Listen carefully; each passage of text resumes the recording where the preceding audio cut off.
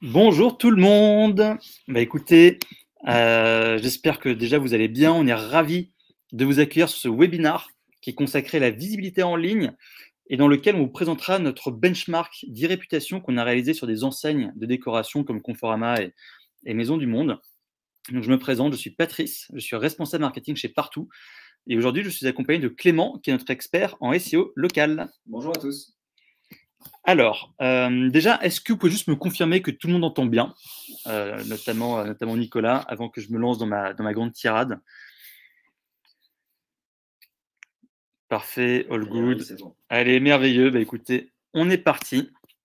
On est parti. Alors, on va prendre 20 minutes sur ce webinaire pour vous présenter toutes nos recommandations pour être bien trouvés et bien choisis surtout par les internautes. L'idée, c'est de rendre ce webinaire super interactif. Donc, on vous posera des petites questions, on mettra des sondages et surtout, de votre côté, n'hésitez pas, posez-nous toutes vos questions. On les prendra en cours de route pour rendre ça plus sympa pour tout le monde. Donc voilà, écoutez, sans attendre, je laisse la place à Clément qui lance ses hostilités. Je te laisse ton micro. Bonjour à tous, merci pour l'intro Patrice. Donc le premier sujet qu'on va aborder, c'est être trouvé. Avant de se poser la question comment être trouvé, il faut déjà bien comprendre comment fonctionne Google. Et avant même ça, qu'est-ce qu'une recherche locale? Aujourd'hui, il y a entre 3 et 6 milliards de recherches qui sont faites tous les jours sur Google.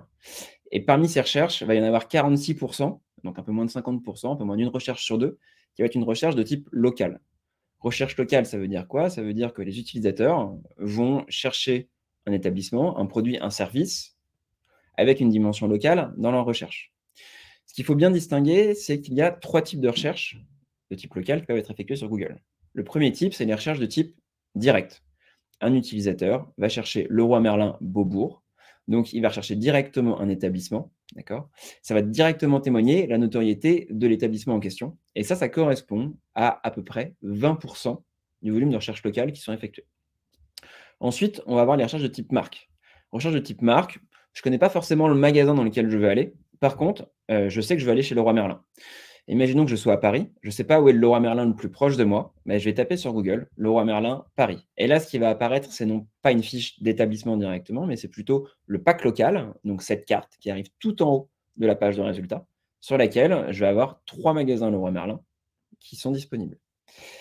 Ça, c'est ce qu'on appelle les recherches de type marque. Ça témoigne donc directement de la notoriété de votre marque et ça correspond à 30% du volume de recherche locale qui sont effectuées.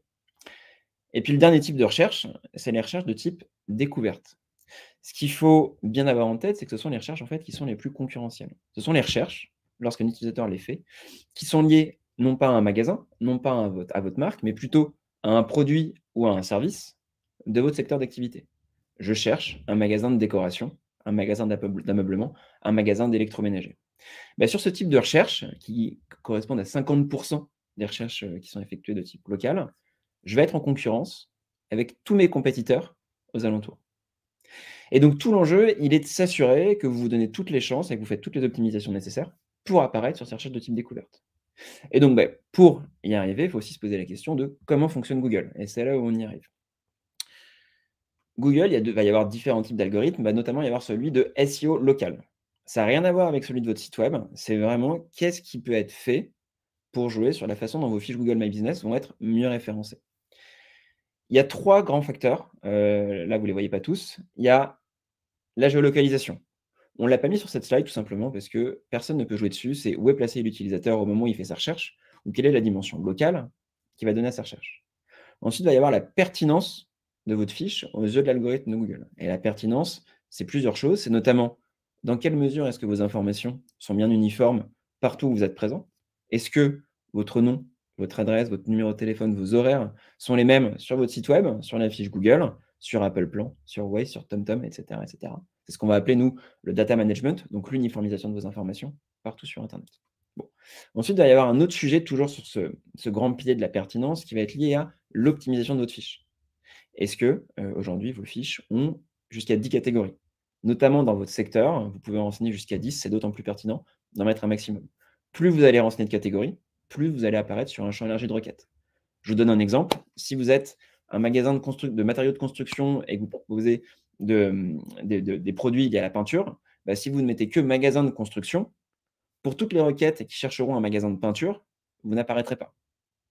D'où l'importance de bien renseigner ces catégories, mais pas seulement, mettre des attributs, mettre des photos, faire des Google Posts, on en parlera un petit peu après. Mais c'est ça l'optimisation, c'est l'ensemble des fonctionnalités qui sont disponibles sur Google My Business.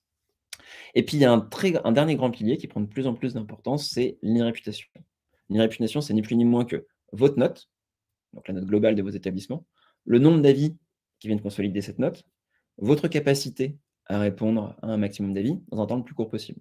Et tout ça fera que vous aurez plus de chances d'apparaître sur ces fameuses recherches découvertes, qui sont aussi les recherches les plus concurrentielles. Les optimisations, on vous enverra de toute façon la présentation juste après. Il y en a tout un tas sur lesquels vous pouvez jouer. C'est bien sûr commencer par récupérer la propriété de vos fiches, c'est jouer sur les catégories, c'est jouer sur les Google Posts, c'est jouer sur les attributs, etc. etc., etc. Je crois que Patrice a préparé un petit sondage d'ailleurs. On aimerait vous interroger là-dessus parce qu'on voit que c'est quelque chose qui est de plus en plus utilisé. Mais j'en dis pas plus. Patrice, je te laisse lancer le sondage. En fait, on aimerait savoir, parmi vous, qui sont ceux qui utilisent différentes catégories en fonction de la saisonnalité. Alors, la question est très simple. Qui parmi vous adapte ces catégories en fonction des saisonnalités? Est-ce que c'est oui? Est-ce que c'est de temps en temps? Est-ce que c'est pas du tout? Puis après, on viendra un petit peu sur le sujet. Allez-y, n'hésitez pas à répondre. On ne jugera pas les réponses. Hein.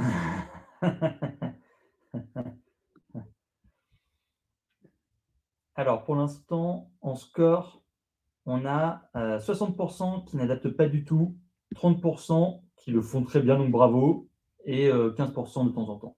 Ah, ça évolue, là, ça bouge pas mal. 44. Allez, on attend un dernier vote, et puis après, pour arriver à 10. Ok, 50% qui ne le font pas du tout, 30% de temps en temps, et 20%, oui, bien sûr. Ok, en fait, c'est un très bon moyen, typiquement, d'optimiser votre visibilité en jouant sur la saisonnalité. Je vous donne un exemple avec des supermarchés. Donc, les supermarchés remplissent leurs 10 catégories.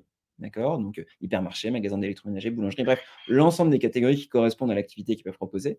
Et puis, à chaque moment important de la saisonnalité, ils vont venir modifier une de 3 catégories liées à la saisonnalité.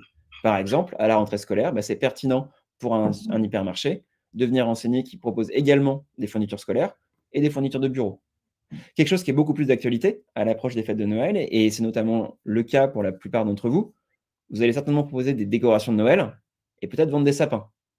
Ce sont des catégories que vous allez pouvoir venir ajouter en tant que catégorie secondaire et qui vont vous permettre d'apparaître sur toutes les requêtes d'utilisateurs qui cherchent à acheter des décorations de Noël ou un sapin de Noël.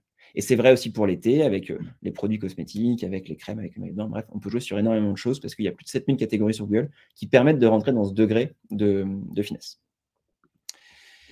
Je vais laisser la main à Patrice qui va vous parler justement du benchmark qu'on a réalisé sur les enseignes de décoration. Ah, tiens, en attendant, j'ai une question pour toi, Clément. Il y a Judith qui nous dit « Peut-on trouver la liste complète des catégories sur Google pour s'inspirer ?»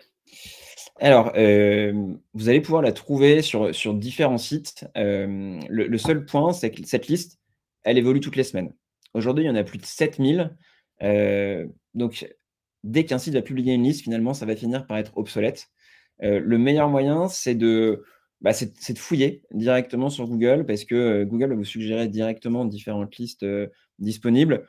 Ou alors, de regarder, alors nous typiquement, on ne voulait pas trop parler de partout aujourd'hui, mais typiquement, quand nos clients vont utiliser partout, ils vont avoir accès à l'ensemble des catégories. Ça va leur permettre aussi de choisir et nous de les conseiller sur les catégories qui sont les plus pertinentes par rapport à leur activité en fonction de la saisonnalité. Mais en tout cas, si vous voulez avoir une grande idée de ce qui est disponible, n'hésitez pas à chercher sur Internet où vous aurez des listes plus ou moins complètes et plus ou moins obsolètes, mais qui vous permettront déjà de vous donner une idée. En tout cas, il n'y a pas de listing officiel de la part de Google. Parfait, merci Clément. Judith, j'espère que ça répond à votre question. Et puis pour tous les autres, n'hésitez pas à nous interrompre, on est là pour ça. Alors, sur la partie benchmark, en gros, on s'est rendu compte que ces dernières années, les avis clients avaient pris une importance énorme dans les stratégies Web to Store. Et c'est pour cette raison qu'on a décidé de mener plein de benchmarks sur plein de secteurs d'activité, notamment celui-ci sur les enseignes de maison et de décoration. Donc, on a pris un panel de 19 enseignes, on a extrait un échantillon de 1,3 million d'avis. Je dis bien échantillon parce que parmi toutes ces enseignes, toutes ne sont pas clientes de partout, donc on n'a pas pu récupérer 100% des avis et des informations, mais ça permet d'avoir une tendance sur cette étude-là. Alors, parmi les chiffres qui sont vachement intéressants, c'est qu'on a regardé quel était le nombre d'avis par magasin. Et là, ce qui est vachement intéressant, c'est que le nombre d'avis moyen, il est extrêmement élevé, il est de 539. Alors après, à prendre avec des pincettes, parce qu'il y a Ikea qui est très très loin, qui surperforme avec plus de 7000 avis par établissement.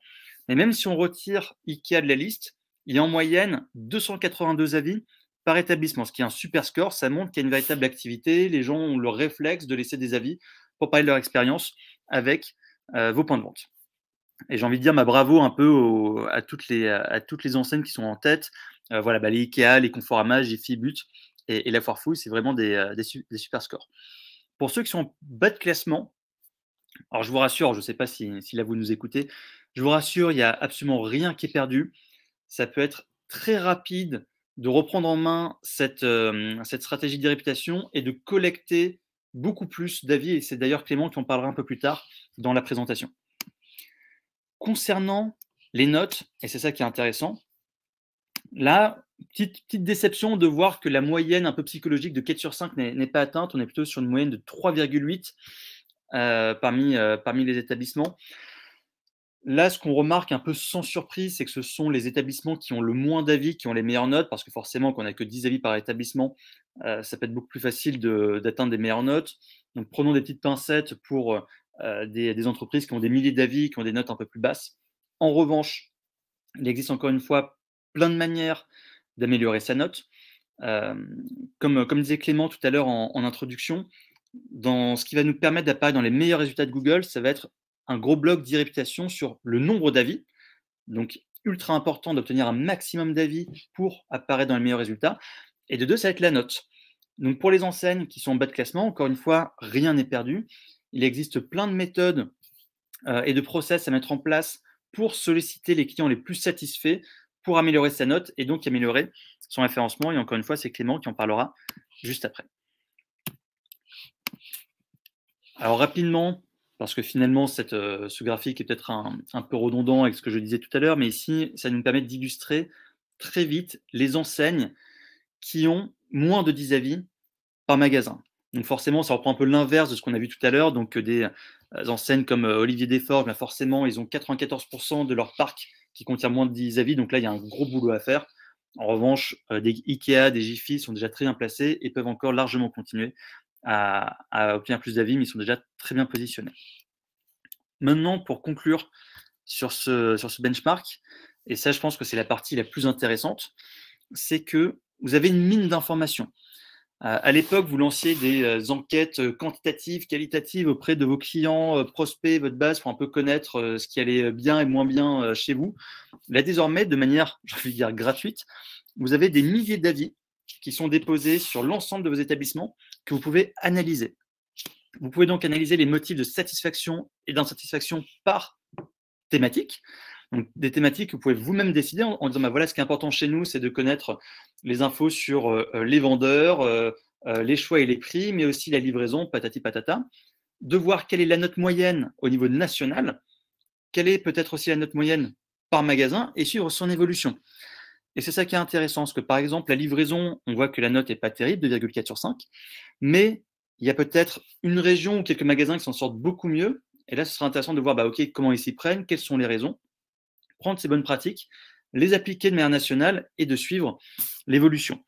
Mais ça, pour moi, l'analyse des avis, c'est vraiment la clé et quelque chose de super, super important pour vous, pour suivre justement la satisfaction et l'insatisfaction de vos clients.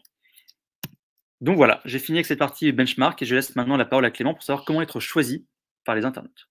Ouais, merci Patrice. Donc c'est vrai qu'on a beaucoup parlé de l'e-réputation. S'il fallait retenir juste 3 choses sur l'e-réputation ou 3 grands chiffres, alors déjà je commencerai juste par dire que le marché de l'e-réputation est dominé à 70% par Google. Ça veut dire que dans 70% des cas, vos utilisateurs viendront laisser des avis sur Google plutôt que sur les autres plateformes. La deuxième plateforme, c'est Facebook. Donc, commencez par maîtriser Google avant de s'éparpiller sur le reste. Ce qui est hyper intéressant, c'est de voir qu'aujourd'hui, 90% des consommateurs, avant de se rendre vers un établissement, vont lire les avis qui sont laissés en ligne. Et sur ces 90%, il y en a en fait 97% qui vont également lire la réponse que vous, enseigne, vous allez apporter aux avis qui ont été laissés. Ça veut dire quoi? Ça veut dire qu'en fait, lorsque vous répondez à un avis, vous ne répondez pas seulement à l'utilisateur qui l'a laissé, mais vous répondez aux milliers d'autres personnes qui vont venir consulter ces avis avant de choisir d'aller vers telle ou telle enseigne. Ce que ça veut aussi dire, c'est que chaque avis qui vous est laissé est une opportunité pour vous de venir apporter votre ligne édito et les messages que vous souhaitez transmettre à l'ensemble des clients et futurs clients qui, un jour, seront amenés à consulter vos avis. C'est pour ça que ce qu'on voit, hein, la grande tendance, c'est que les avis augmentent constamment d'année en année sur Google. Si on regarde de 2018 à 2019, ça a quasiment doublé. On a fait plus 81% d'avis déposés sur les points de vente.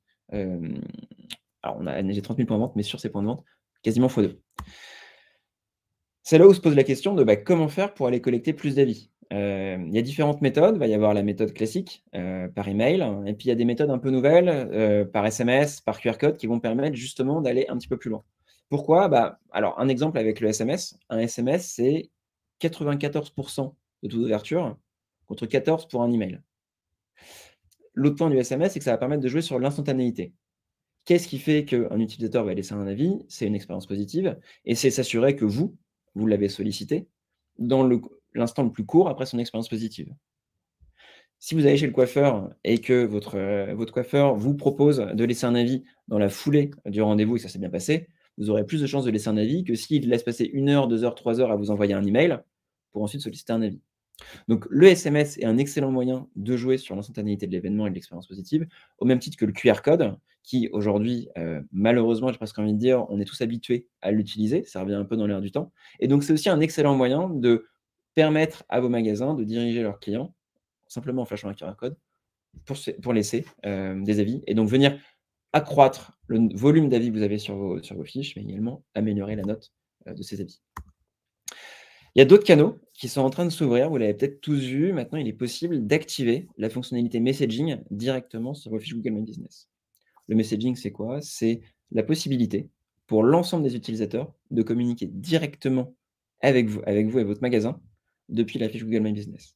Au même titre qu'ils enverraient un WhatsApp, au même titre qu'ils vous contacteraient sur Messenger, au même titre qu'ils vous contacteraient sur Instagram.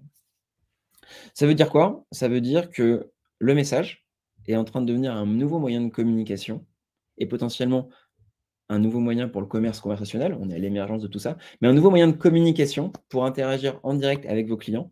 Et ce qui est très intéressant, et on a préparé un petit sondage là-dessus, c'est de voir ce pourquoi les gens vous contactent. On a activé pour certains de nos clients, on parlera de King Jouet aujourd'hui, on a activé pour King Jouet, donc des magasins de jouets, la fonctionnalité messaging sur une partie de leur parc de magasins, pour voir un petit peu ce que les gens leur posaient comme question. On a préparé un sondage par rapport à ça. Si vous avez 30 secondes, je vous laisse aller y répondre. Patrice vient de le publier. Le sondage, c'est, selon vous, quel est le sujet le plus abordé dans les messages? Est-ce que c'est tout ce qui est lié au support et au SAV? Est-ce que ce sont des intentions d'achat? Ou est-ce que c'est lié à des informations pratiques? Tout ce qui est horaire, parking, etc. On vous laisse 30 secondes pour répondre et après, on attaque sur les résultats. OK, on a 8 votes.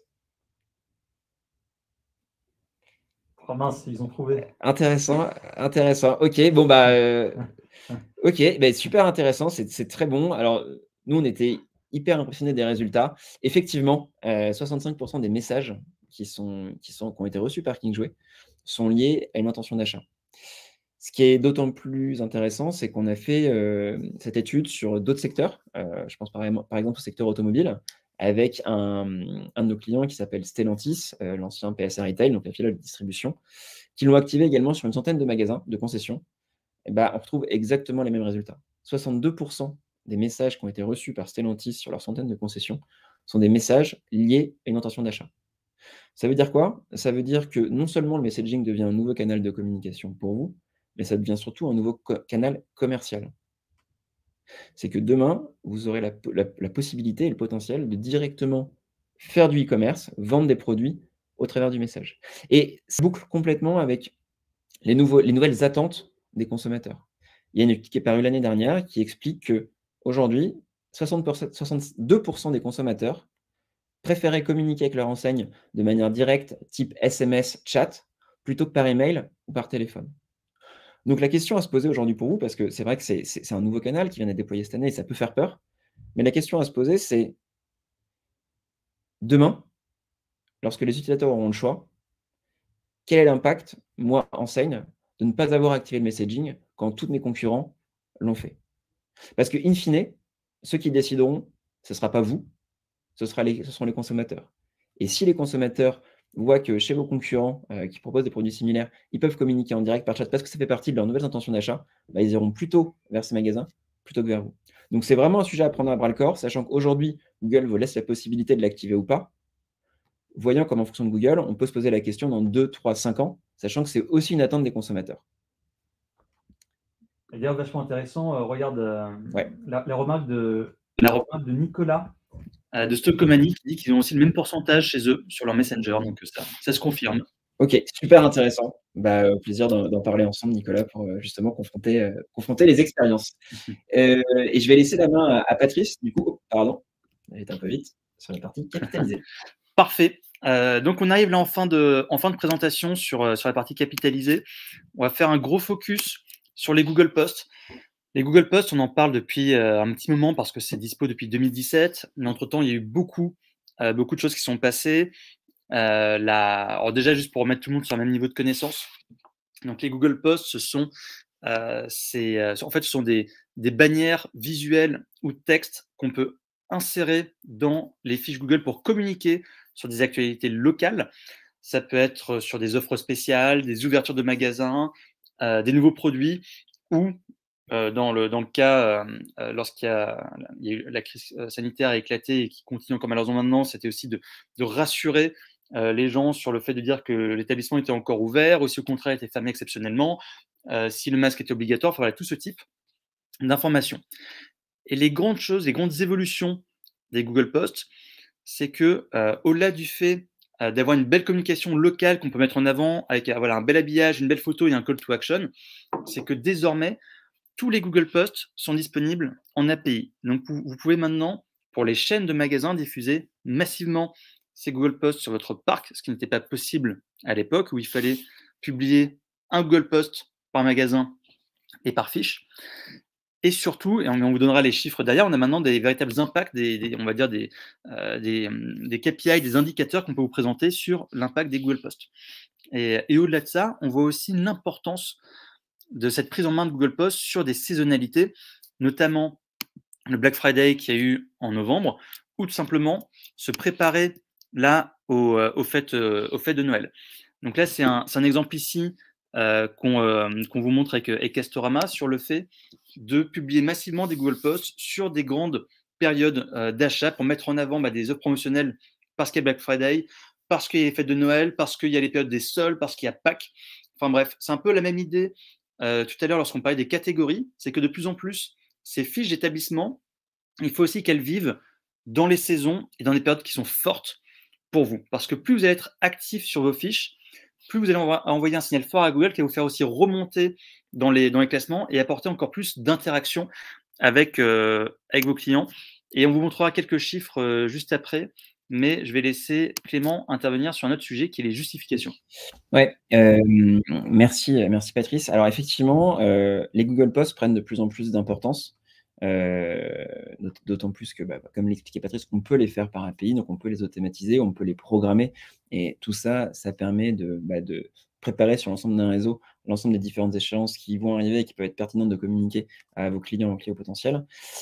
L'autre aspect des Google Posts, c'est que ça va vous permettre de générer ce que Google appelle des justifications. Ce qu'il faut déjà avoir en tête, c'est que 57% des packs locaux, donc cette cartographie qui arrive en haut de la page de résultats, contiennent des justifications. C'est énorme, hein, 2 tiers. 57% des justifications, c'est quoi? C'est, par exemple, lorsque vous allez voir afficher, leur site web mentionne que. D'accord, leur site web mentionne Nintendo Switch. Ça va être la petite pastille en stock, 2 points, avec les produits qui sont proposés directement dans votre magasin, parce qu'il est aujourd'hui possible de lier vos stocks à votre fiche Google My Business pour en fait ressortir sur la base de recherche à des produits et des recherches locales. C'est aussi les justifications liées aux commentaires qui sont laissés dans les avis. La personne a dit qu'elle y était allée pour une Switch. Bon. Et puis après, il y a aussi les justifications qui vont être liées tout simplement à ce que vous renseignez dans les Google Posts. Ça veut dire quoi? Ça veut dire qu'aujourd'hui, les Google Posts sont le seul moyen d'expression libre que vous avez sur Google My Business. Les catégories, elles sont fixes, les attributs, ils sont fixes, vous ne pouvez pas les modifier. Par contre, les Google Posts, c'est vous qui avez la maîtrise du texte que vous allez y renseigner.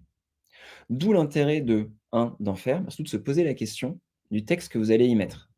Plus votre texte sera pertinent avec des mots-clés pertinents, plus vous aurez de chances d'apparaître sur ce qu'on appelle des justifications grâce à vos Google Posts. Donc, ça prend de plus en plus d'importance. Ça en avait un peu moins il y a 6 mois, ça prend de plus en plus d'importance. Essayez, si vous avez l'occasion et le temps pour les fêtes, de voir ce que vous pouvez travailler comme texte, parce que vous avez encore un champ d'expression libre pour générer plus de Google Posts. Mais en tout cas, c'est un moyen supplémentaire de faire vivre votre fiche et de vous donner plus de chances d'apparaître dans les recherches locales. Et donc, ah pardon, c'est Patrice qui doit parler de l'impact. Non, mais je te laisse la main, Patrice. Voilà, donc pour conclure sur cette présentation, c'est vous donner quelques chiffres. Encore une fois, ça fait des années qu'on parle des Google Posts et maintenant, on est enfin capable de vous donner des chiffres et c'est ça qui est vachement intéressant, c'est de voir que, voilà, encore une fois, au-delà des propres tracking que vous pouvez faire de votre côté pour vous dire, tiens, j'ai mis en avant une promotion, combien de gens ont cliqué, combien de gens ont acheté, ça, entre guillemets, c'est un peu votre travail de faire ce tracking-là. Mais si on a une vue un peu plus macro, on voit quoi? Plus vous publiez de Google Posts et plus Google va vous faire remonter dans les résultats. Vous allez apparaître dans beaucoup plus de recherches, vous allez avoir plus de vues. Et avoir plus de vues, ça veut dire quoi? Ça veut dire de manière complètement logique, avoir plus d'interactions avec vos fiches. Donc plus de gens qui vont aller sur votre site web, qui vont faire des demandes d'itinéraire ou qui vont vous appeler.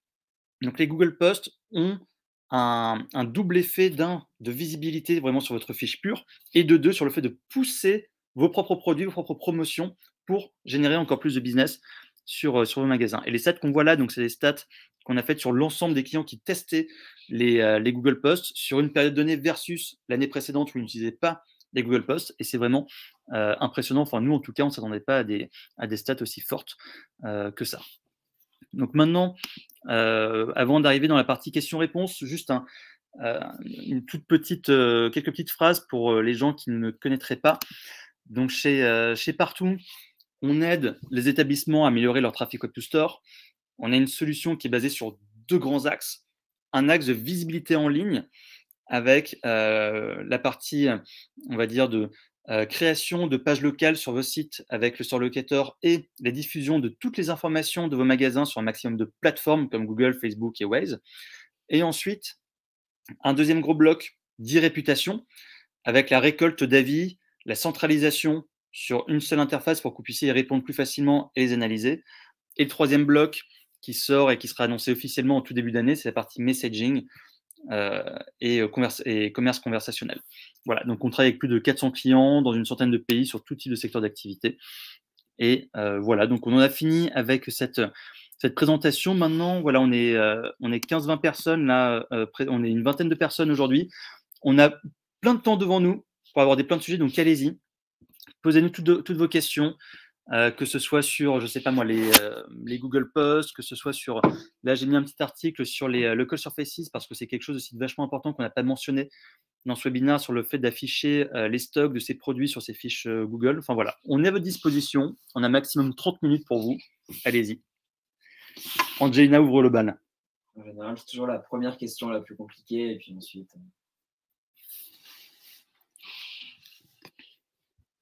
ça vient. Mince, Angelina s'est rétractée. Si vous avez des questions sur les meilleures stratégies d'optimisation pour les fêtes, des choses que vous avez tentées, que vous aimeriez tenter, et avoir notre retour d'expérience là-dessus au cas où on l'est, avec plaisir pour échanger là-dessus. Je crois que Angelina retente une question. Allez-y Angelina, il faut ouvrir le bal. Et pour les autres, n'hésitez pas, hein, dites-nous même si vous auriez voulu qu'on, je sais pas, parce que je vois qu'il y a pas mal de clients là qui nous ont écoutés. Est-ce qu'il y avait des sujets en particulier qu'on n'a peut-être pas abordés et sur lesquels vous voudriez qu'on en parle plus? Voilà, horaires secondaires, local surfaces, les Google produits. Enfin bref, il y a plein de choses. Même messaging, on a encore pas mal de choses à raconter. Alors, la question d'Angelina. Concernant les Google Posts, ils peuvent être dupliqués sur plusieurs établissements ou c'est seulement basé sur un établissement? Ouais, je vais prendre la question. Du coup, alors c'est une bonne question. Historiquement, il n'était pas possible pour les chaînes d'établissements de faire des Google Posts automatisés et en masse. Ce qui n'est plus le cas depuis 6-7 mois. Aujourd'hui, il est complètement possible de dupliquer vos posts et donc de les envoyer en masse pour tous vos établissements directement depuis Google, tout simplement. Donc oui, la réponse est ils peuvent être dupliqués et donc ça vous permet, grâce à un seul post, de le diffuser sur l'ensemble des établissements de votre réseau. Parfait, donc j'espère que c'est clair pour vous, Angelina. Il y avait aussi Emeline qui était en train de taper. Super, très clair. Allez-y pour tous les autres, hein, je vous en prie. Hein, là, c'est un temps, un moment privilégié qu'on est tous ensemble. Donc, allez-y. Et si vous voulez, j'en profite pendant que d'autres questions sont écrites. Angelina, si vous souhaitez avoir plus d'informations là-dessus, sur le lien qu'a envoyé Patrice dans le chat, ça va vous renvoyer vers notre blog où on a couvert pas mal de sujets, justement liés au Google Post et d'ailleurs d'autres sujets qu'on n'a peut-être pas abordés aujourd'hui.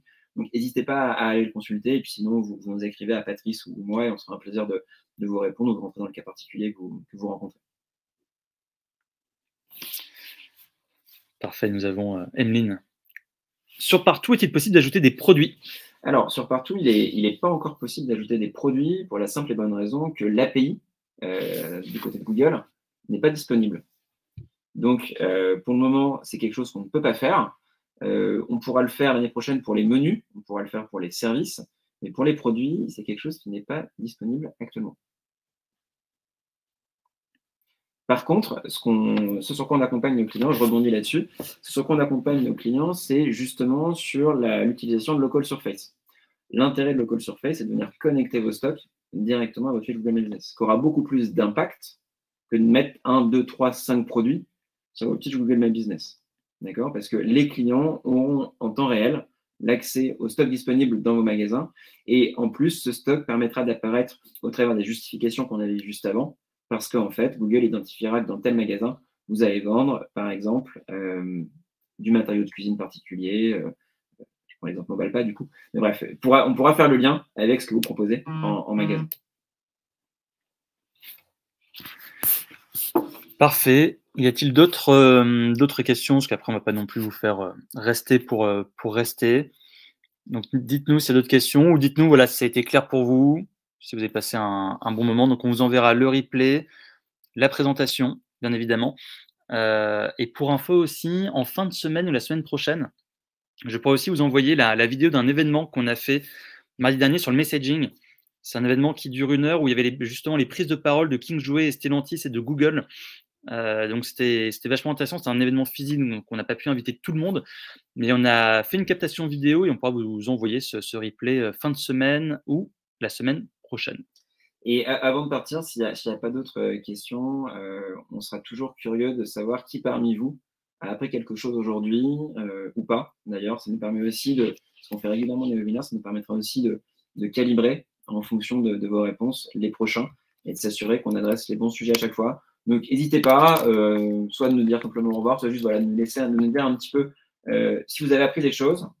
Et puis, comme ça, on sera adapté pour les prochains webinaires. Bah, je lance un sondage en direct. Eh ben alors, vas-y, lance le sondage avant que. Là, il y a des gens qui écrivent, donc est-ce qu'il y a d'autres questions qui arrivent peut-être? Parfait. Bon, je publie un peu le sondage, qu'effectivement, c'est important pour nous. Là, on a vu un peu tardivement qu'il y avait effectivement beaucoup de clients, donc on a peut-être encore plus poussé le webinaire sur des nouveaux sujets. Mais voilà, donc dites-nous, pour nous, c'est intéressant et ça nous permet de changer, on en fait beaucoup. Donc, Ouais, je vous répondais, Nicolas, dans le chat, effectivement, c'est très récent. C'est quelque chose qui n'était pas rendu disponible auparavant pour les chaînes d'établissement, sur lequel il y a eu un peu de tolérance pendant le Covid, notamment au travers il y avait un nouveau type de Google Post qui est sorti, qui était les post-Covid, qui apparaissaient à un endroit différent de la fiche Google My Business.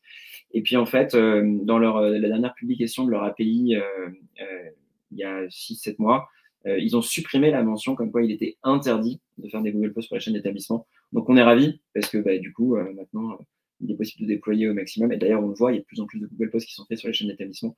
Donc n'hésitez pas, vous aussi, à en profiter pour Pylone, notamment avec les fêtes de fin d'année qui approchent. Ça peut être super pertinent, toujours en se posant la question de quel est le texte que vous allez renseigner au travers des Google Posts, parce qu'en fait, ça pourrait aussi avoir un impact sur les justifications. Puis on a les résultats du sondage, donc 60% a un peu appris et 40% beaucoup appris. Donc ça reste déjà des bonnes. C'est mieux que pas du tout. C'est mieux que pas du tout. Exactement. Bah, écoutez, je vous propose qu'on clôture le webinaire. Un grand merci d'avoir écouté, d'avoir participé. Écoutez, je vous envoie dans l'après-midi le replay de la présentation. On est à votre entière disposition si vous avez la moindre question ou si vous voulez qu'on voit des sujets de manière plus individuelle. Et si on ne se revoit pas d'ici là, on vous souhaite de très bonnes fêtes de fin d'année et on se dit à l'année prochaine. Merci à tous. Au revoir. Au revoir.